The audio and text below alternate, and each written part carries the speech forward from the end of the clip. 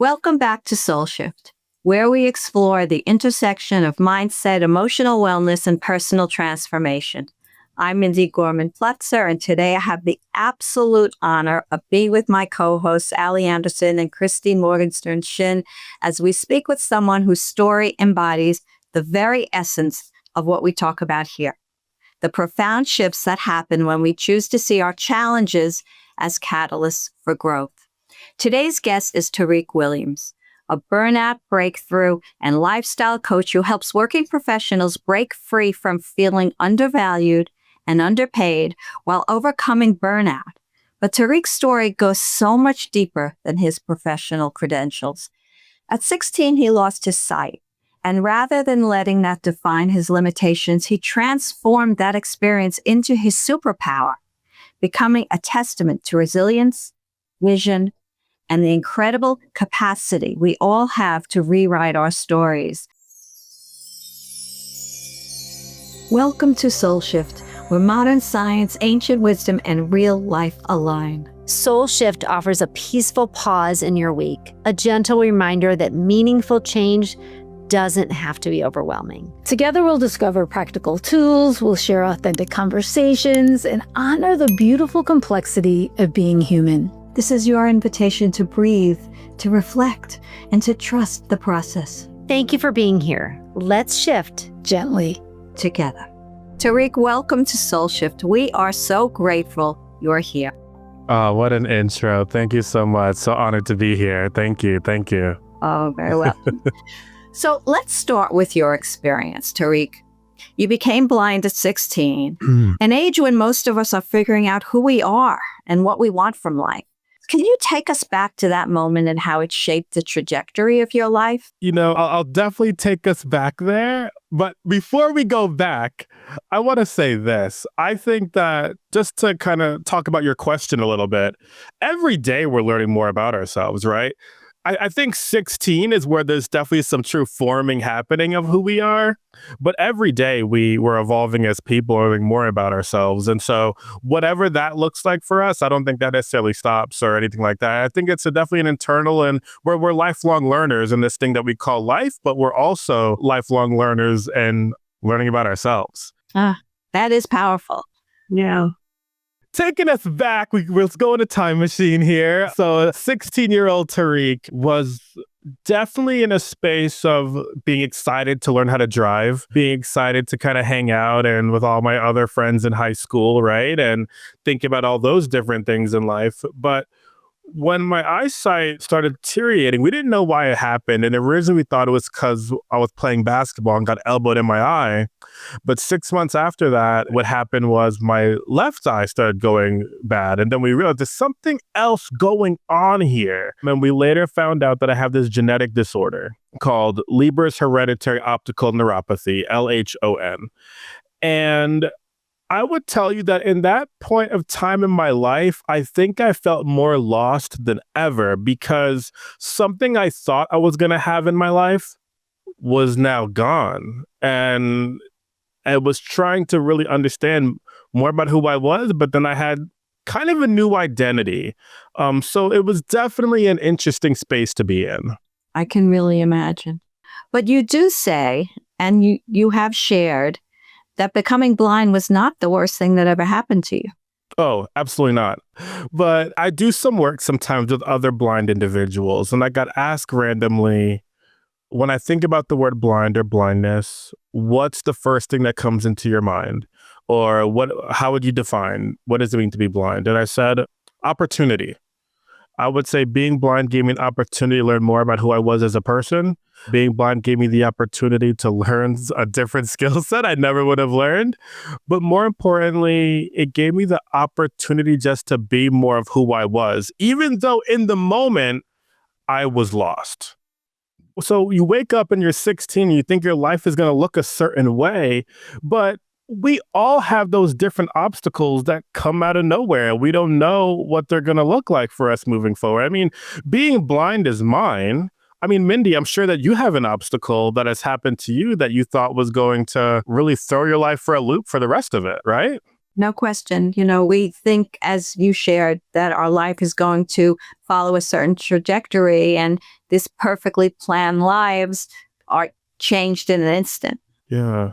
I mean, I remember like my friends still being there for me, and it was great. Don't get me wrong. And I was definitely at a space where like, okay, like I could be the cool blind kid. That's fine. You know what I mean? I guess I became satisfied with that, but not necessarily like proud of that, but I was satisfied with it, right? But once I learned more about me, took the steps and recognized it as an opportunity, and got some help from some coaches, some educators in the blindness field, and learned more about who I was as a person, the big thing that happened was that there was a shift. I was now proud of the person who I was, but no longer satisfied, because I knew that I had so many more great things I could accomplish now that this wasn't going to take over my life. Yeah, so that's one of our core themes here on SoulShift. The idea that our hardships don't define us, but they shape us. And I see how that is playing out in your journey. 100%. I mean, once again, blindness is mine. We all have our things, and it's definitely shaped me. Like, I'm not going to sit here and tell you that I ignore being blind and it's not a big deal. Just being honest, blindness has shaped me in a sense just as much as, my culture, my background. We all have the different things that are a part of our lives, and it helps define the beauty of each individual person. I love that. And this is Chris here. So I see you've been known as the burnout breakthrough consultant. And I think that's so needed right now. I mean, many of the women and men I speak with and work with, they're exhausted, they're overwhelmed, they give so much, but they feel like they're not getting back. And so I was curious of why you chose to focus on burnout specifically. I define burnout a little bit differently than most people. When I think about burnout, so we think about the waking up tired and going to sleep tired and just never really getting to a place in our lives where we're actually happy with the day. And we try to go and find those escapes in life. If it's a vacation for a week and then we come back, but then it's the same old, right? But I would also tell you that burnout is the best thing that could ever happen to you. I know that sounds insane. Follow along for the journey. Yeah. I was going to say, tell us more. Yeah, because let's call burnout what it actually is. I mean, what burnout truly is, it's yourself telling yourself that you deserve more. That whatever it is you're going through right now, that's not it. And your body's showing you because you're waking up tired and you're exhausted and you feel undervalued, and it starts showing up in different physical traits in your life. And then all of a sudden, all those things come together. But hey, let's realize what it is. Whatever you're going through right now, that's not it. So let's find a way to take action into doing something else instead of sitting in this burnout. But when your life is telling you, when your body's telling you, when your mental health is telling you that there's more out there for you, let's do something to figure out how to work through it. And I love that. I love that you talked about the deservability score or the deservability level and having your clients be aware of that. That sounds like a really great starting point. And you work into this about following their passion. Yeah. And so that's the opposite end of burnout, right? And I think for a lot of folks, like when you talk to them, it could be inspiring, it could be overwhelming. And so from your perspective, how do you distinguish genuine passion from what we get caught up in thinking we should be passionate about? Does that make sense? It does. I want to take you to a little bit of a story, though. So when I was younger, basketball was my passion. Basketball was my thing. And I still love sports now. I was going to be the next Michael Jordan. That was what I was going to do before I was 16 and before I lost my eyesight. That's what I was going to do. And I remember my brother and I, let's like practicing together on the weekends. My brother is quite a few years older, about 9 years older than me. We'd play basketball together and just practice on my shot and practicing all these different things. And when I think back on that time, when basketball was the goal, when basketball was the dream, what it makes me think about is that I didn't become a good shooter on the basketball court just by magic, right? It took work. So like we talked about before, we used the word deserve. So like, does anybody deserve to be good at something? Sure. And we all deserve great things in life. Absolutely. But the thing about it is, we don't get what we deserve. We get what we earn. And so what it means to take action in daily life and what it means to get what we deserve and all those great things, you have to put in the work and take in the action to figure out what it means to make yourself feel better. And that's why I have such a passion for working with people who are going through burnout and what it means to level up and get that control back of their lives and really reclaiming their person. Now, I think the neat thing about passion is that we often think about passion as, it would be so amazing to work in this space. I'm so passionate towards this specific thing. People always talk about finding their passion, but I think that's cool. Don't get me wrong. I think finding your passion is cool. I think it's great. However, finding your passion is just like maybe a quarter of it. The other 75% is what it means to actually put passion into your work, putting passion into it, like being the lifeblood, like the energy, right? Because I could say that I'm passionate about people who have burnout, want to create a great life and create programs for them.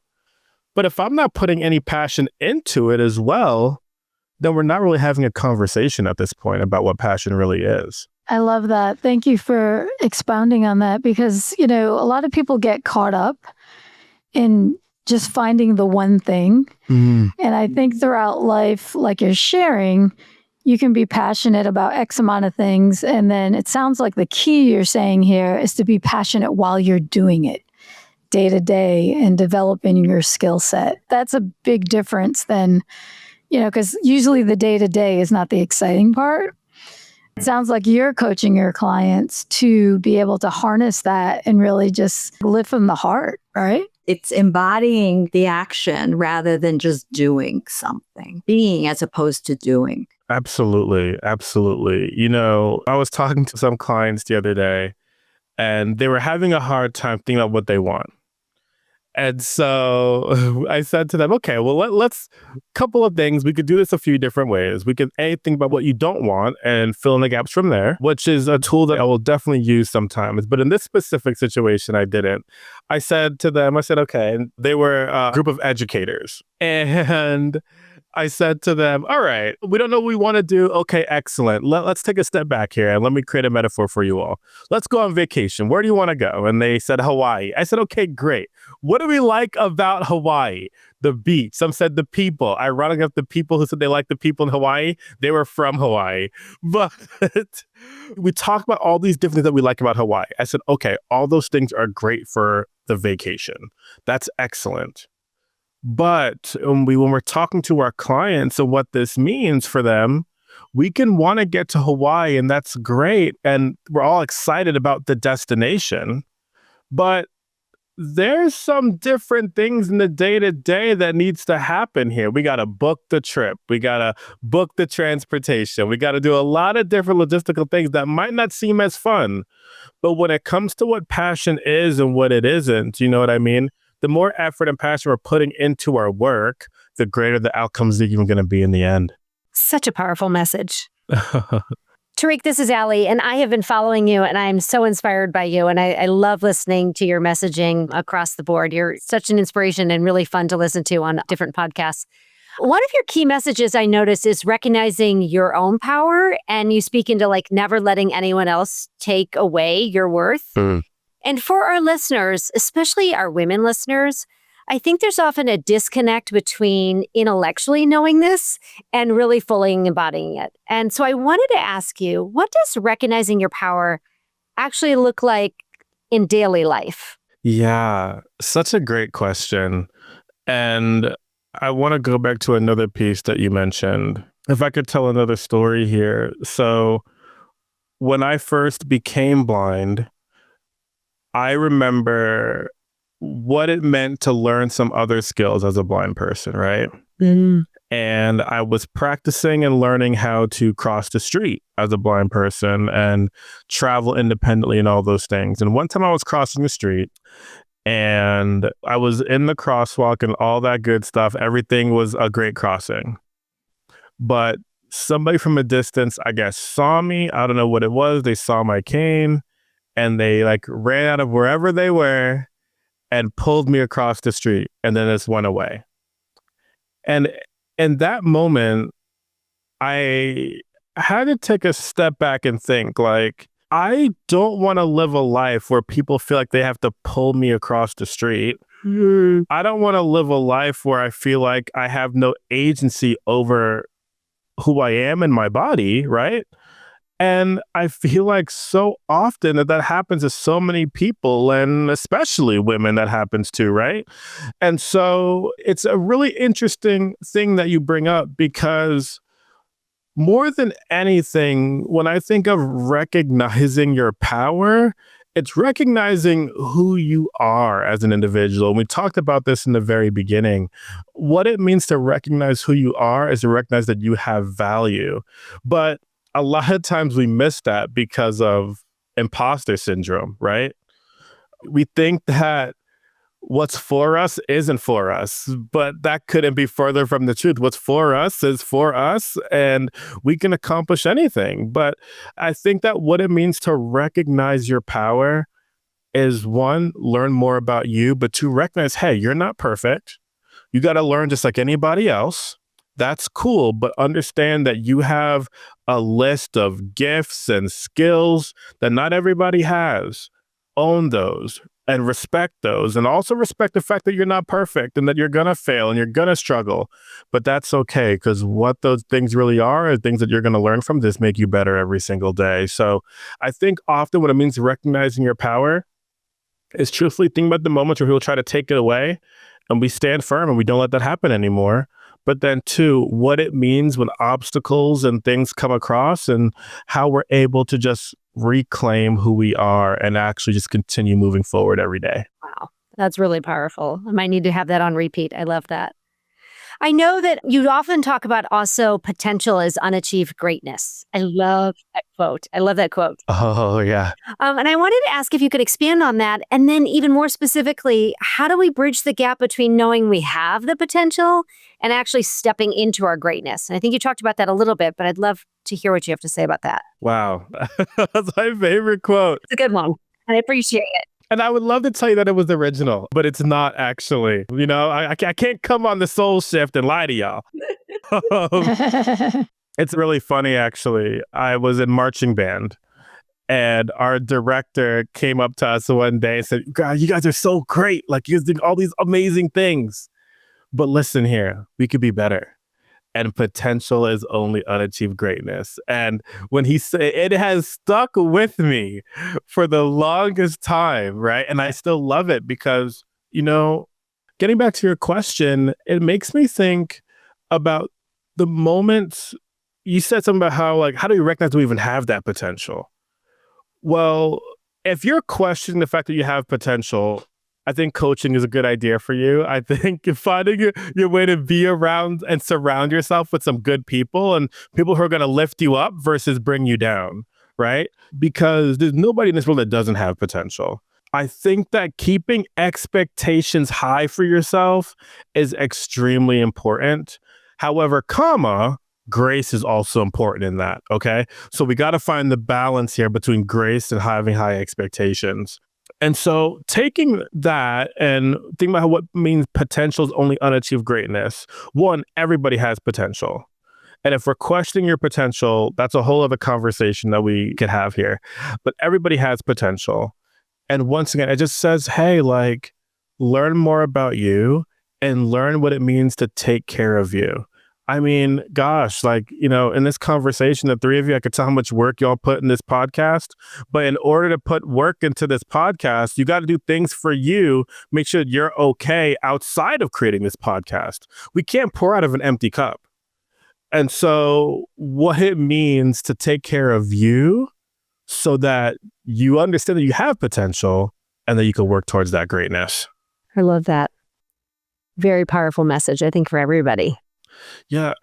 And, we all have our things. You know what I mean? We all have our things. None of us are perfect. And what it means for all of us to learn more about ourselves and about those around us. Once again, like I was saying earlier, I mean, know that we all have our different trials and tribulations and struggles that we're all going through. Compassionate yet radical acceptance. Yeah, exactly. Exactly. And once again, like what it means to take action on those things. And, I think about like what it means to take care of your health, right? And that's why like digestion and, all those things are super important, right, Mindy? Because you got to find ways to take care of you, like physically, mentally, all those different things. It's really important because all those things come together to make the beauty that is us. Exactly. So Tarik, something we talk about a lot, and you mentioned, digestion and how and the body working together as one. And we lean into a lot about our nervous system healing as well, and how trauma, whether it's sudden, like your experience with the blindness, or something that's like a slow drip, like building up chronic stress or chronic burnout, how all of that actually lives in our body. And I'm curious of how do you help people work with their nervous system as they're breaking through their deep-rooted stress patterns, or shall I say burnout patterns? Yeah. It's an interesting question because when I first was getting into the mindset coaching space and recognizing that my niche was in burnout and lifestyle, before that, these amount of years ago now, it was going to be mainly in the health space and personal training. And I was going to work with someone to work on getting healthier. And I had sent them a program that was, one side was like exercises that you look at for their training and kind of organizing that. But the other piece of it was a mindset piece. And she asked me, Tarik, is it okay if we just focus on the training exercise piece? Because I know my mindset's not good and I just don't even want to deal with that. And I remember that so vividly because in that moment, I was like, oh, that's going to be my focus from now on. So I said to her, I don't think it's going to work. And she's a friend, but there was some other work that needed to happen there, right? And so not understanding that those two things are connected is a problem, right? I bring up that story to say, and I think about like my life and my struggles with blindness or even, some burnout in different workplaces. What I do for an individual's nervous system and what it means to take care of that. Unfortunately, I can't give you an answer. And the reason why that is because this isn't a one-size-fits-all situation. What I would tell one person is very different from what I would tell another. I think that we got to go to the foundation of it. If it's a trauma that happened in your life, if it's a trauma or different experiences, or if it's a lack of education. But more than anything, we have to get to the root of it and recognize the person. I'm just really big on getting to know my clients and having them connect with me, right? I have no problem sharing any stories about myself. Blindness is a story that gets people, pretty interested for sure. It's a bit unique, don't get me wrong. But what I needed might be different from what you need. But let's find a way to have perspective and get there. Unfortunately, I'm not going to give you a specific and strong answer because I'm a big believer that this isn't a one-size-fits-all problem. And if I were to give the one-size-fits-all situation, what I would tell you is like, let's learn more about you and figure out what exactly you need. And let's find a way to pour into your cup. I actually love that answer because we believe here at SoulShift about bio-individuality. And that's exactly what you're speaking into. I mean, we're all very unique human beings and energetic. And there's always it depends, right? It depends on their past history and that type of thing. So makes sense. I hate saying the it depends thing, right? I hate doing it. But I could be honest or I could sell you something that's not real. And then you go and take that thing that's not real and it doesn't work. And you're like, oh, Tarik's full of it. You know what I mean? So it's all about being truthful here. No, that's one thing I love when I was listening to your different podcasts about how you just shoot it straight from the hip and you give really good down-to-earth examples. And that's one thing that I was attracted to.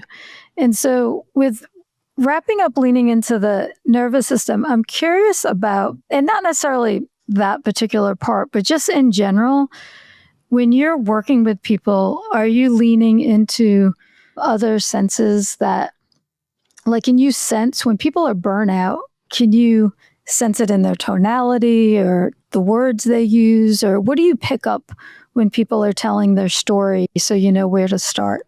That's a great question. And I like how you phrased it. It reminded me of another question that I often get. And because it's in my head, I just have to say it out loud. Just to describe my eyesight to y'all really quickly. So I have no central vision. My central vision is completely black. We're all here. I can't really see the screen. All my technology talks to me so that I can use it. And so I have blurry peripheral vision, so I can kind of see my hands moving on the outside here.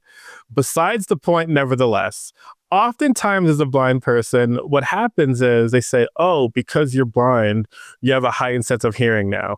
And I would hate to disappoint people, but the truth of the matter is I don't have a heightened sense of hearing. Unfortunately, I don't really have any superpowers, well, except for the ones that Mindy said earlier. But the fact is, I think that ultimately what you said while you were asking the question, I mean, it doesn't get much more clear than that. But the fact is, you have to listen to people.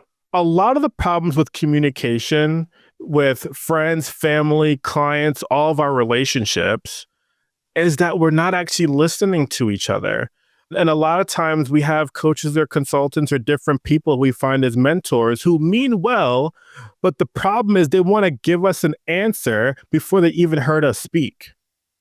And I'm just like, we have to listen, right? So you're absolutely right. I think it's about listening to what people are doing. And that's one of the keys of communication. I think the reason why people have so many issues with communication these days is because nobody's really listening to each other anymore. And so if we took the time just to listen to people, I'm like, oh, you're saying all this. What about that one thing that you just barely mentioned? Let's open that up a little bit and see if that's the core root. There's a philosophy there that you could ask somebody why for a particular thing, and you won't find the actual why until you ask why about 7-8 times. I have a 9-month-old. I'm not quite there yet with him, but I give it about 6-8 months. He's going to ask me why quite a few times. I'm like, gosh, I guess that's right. But honestly, it's about listening for sure, being clear and having perspective. Everybody's life is so different. And so having perspective, listening, and sure, I'm not listening to just what people say, but once again, how they say it. My undergraduate degree was in English, actually. And we learned a lot about when we're writing and like communicating things, that how we write things and how we do some of these certain things, it matters. The words we use, why we use the words we use, the choices that we make, how we say certain things. Our English, the language is more than just the words we say, for sure. Yeah, it's so true. I was going to ask you for my next question about what you would want people to know about finding the gift in their struggle. And I think you've answered that. Helping people to understand their why is so much more than having them articulate what their goal is, what their end goal is. But it's more about helping them to understand the context within which their struggles evolved. And that's the real why. Mindy, you couldn't be more right, because when I first started losing my vision, once again, I did not know what next looked like. You talk about finding those gifts and things like that. I would tell you that there were no gifts for Tarik, all right? None of those things existed. I had nothing, right? But I was lying to myself. And so what I would tell you about what you just said is that more important than anything is just knowing that it exists. You don't have to know what it is. Gosh, I think that my gift is a particular thing right now. It could be something far different from what I understand. And 5 years from now, I reckon, oh, all this was to teach me this. When I was about 8 years old, I did something I wasn't supposed to do. So as all kids do. And my mom said, okay, Tarik, you are not allowed to go outside and play basketball today. You have to stay inside the house. And I was upset. And she wanted me to do some work in my room, if read a book or whatever. And I did really enjoy reading, but for whatever reason, I didn't want to read that day. And so what I did was I wrote a story about me and like 4 or 5 other like celebrities and basketball players, basically. And I wrote a story about how we were on a basketball team together and how we were winners of the championship and I hit the game-winning shot and all these different things. And at that time, I thought that the dream, the goal, the vision was the NBA. But little did I know, I was like, oh, I looked back on that actually fairly recently, thinking about that moment. And I was like, maybe it wasn't telling me that I was supposed to be in the NBA. Maybe that was my way of saying that maybe there's something I could do with writing here. Maybe there's a communication thing happening here. Maybe there's a way to tell stories to other people that's happening here, right? So sometimes we think that life is telling us one thing, but as we grow, we learn more about who we are as people. It could be something a little bit different, but that just makes everything that we're doing so much more special. So beautifully said. I love that you looked at, even though you were in trouble as a youngster, that you looked under that. And as you reflected, you found that maybe, as an example, this communication and writing is your gift. So that's really beautiful. And it's funny because when I majored in English in undergrad, my big thing was, I actually stumbled across it actually, because what ended up happening was I was like, I'll just major in English because I enjoy writing and I'll work at a high school so I can become the basketball coach there. Like I was really hanging on to that basketball thing. But it's pretty funny. That's great. Tarik, as we wrap up, I want to make sure our listeners walk away with your 3 core takeaways. And we've talked into potential is the only unachieved greatness, are all of our favorites, I think, at this point. Yeah. Number 2, that hardships shape us, but don't define us. And then the 3rd, that we should never let anyone tell us what you're worth. And that really hits home. I think that self-worth piece is something a lot of, just because we're human beings, we all struggle with from time to time. And so if someone could only remember one of these messages, say 6 months from now, which would you want it to be and why? Because they're all brilliant. Wow, what a great question. Do you mind if I find a way to combine all 3? Sure. I think that's what I'm going to do here. Yeah, let's do that. Let's go against the grain here a little bit. So I want to walk us all on a little bit of a journey here, okay? So a little bit of an exercise, if so. So for our listeners here, people watching, wherever you're consuming this, let's all join in on this for a second. So I want everybody to kind of put their hands up, all right? Like if you're going to give somebody like a 10, like 2 high fives, okay? So we have our hands. Are we all good? Yeah. Yep. And now I want you all to slowly bring them together. And I'm going to try not to, destroy my microphone here.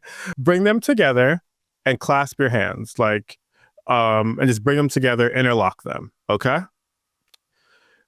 Now, while we're here, I want to ask you all, how does that feel?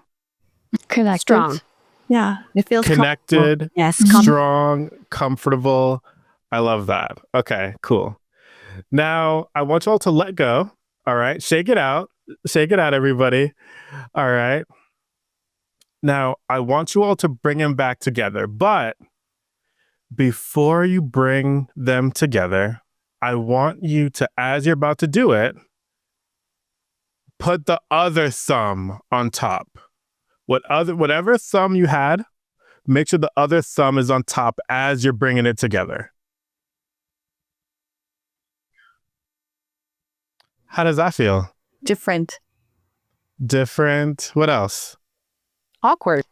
Yeah. Awkward, Yeah, a little awkward, right? uncomfortable. A little awkward, uncomfortable. There's a whole story behind this, but you can let them go, everybody. I don't want you guys to feel uncomfortable forever. But what I would tell you is that recognizing that, when you were in this awkward, different, uncomfortable space, you weren't in any danger. And so what I would tell you is that it's okay. We actually welcome that. so that we could find ways to make it comfortable and be able to grow every single day. So beautiful. So beautiful. You have offered us so much today, Tarik. You've just been a stellar guest. And I just need to ask if you have something special you'd like to offer our SoulShift community. Yeah, I was going back and forth between a few different things. More than anything, I want you all to win. I want everybody here to win. So I'm going to share with you all today my free guide, How to Win Every Day, what it means to navigate goals and expectations. But it's a free guide, How to Win Every Day. I'll put it down below. And just because who doesn't want to win every day, right? That's right.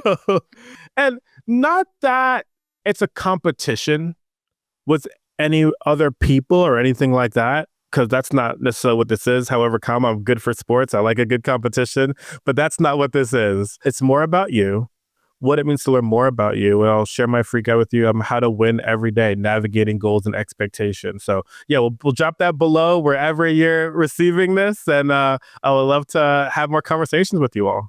Wonderful. That's wonderful. We will make sure that all of your links, all of your contact information are in our show notes. And just quickly tell people where they can connect with you.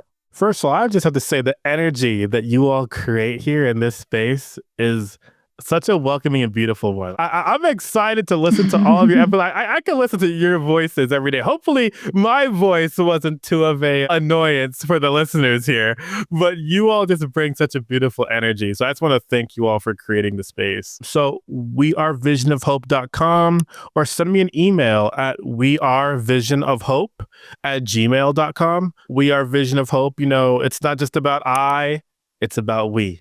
We Are Vision of Hope. So We Are Vision of Hope on Instagram, wearevisionofhope.com. Yeah, let's have a conversation. I'd love to get to know everybody. Tarik, thank you so much. I felt your energy the first time we met, and I'm just so happy that we were able to create this platform and introduce you to our community. Again, thank you. Thank you so much, Tarik. Thank you all for the space. This was great.